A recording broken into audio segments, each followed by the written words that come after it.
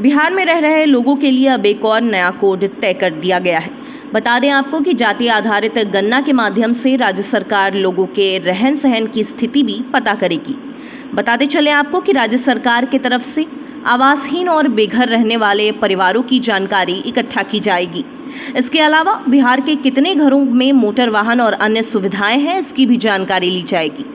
दरअसल जाति आधारित गणना को लेकर तैयार किए जा रहे कोड में राज्य के अंदर आवासहीन और मोटरसाइकिल रखने वाले लोगों के लिए भी कोड तैयार किया गया है। इसको लेकर जिस परिवार के पास घर नहीं है या रहने की कोई जगह निर्धारित नहीं है, ऐसे परिवार को आवासहीन की श्रेणी में रखा जाएगा।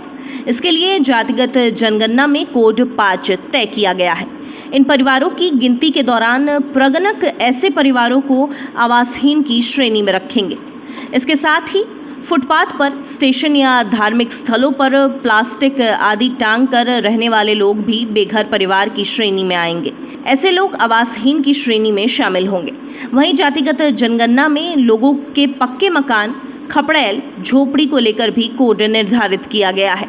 बता दें आपको कि पक्के मकान के अधीन वैसे मकानों को रखा गया है जो ईंट, पत्थर, सीमेंट, कंक्रीट आदि से बनाए गए हैं। बता दें आपको कि इसके साथ ही साथ परिवारों के सर्वे के दौरान मकान में रसोई घर व शौचालय छोड़कर आवासीय व घरेलू उपयोग के लिए कमरे की संख्या अंकित होगी। इसके लिए कोड 1 व 2 रखा गया है।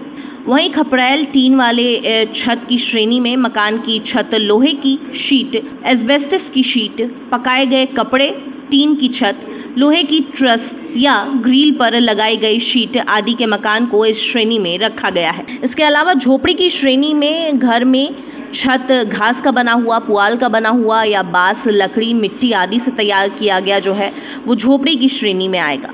आपको हम ये भी बताते चले कि मकानों की गिनती को लेकर राज्य सरकार की तरफ से जो कोड तय किया गया है उसके मुताबिक पक्का मकान 2 या 2 से अधिक कमरा के लिए 01, पक्का मकान 1 कमरा 02, खपड़ैल टीन छत वाले जो घर हैं वो 03 और झोपड़ी को 04 और आवासहीन को कोड 05 दिया गया है। आपको हम एक बार फिर से ये बात बताते चले कि जाति आधारित गणना के माध्यम से राज्य सरकार लोगों के रहन सहन की स्थिति भी अब पता करेगी।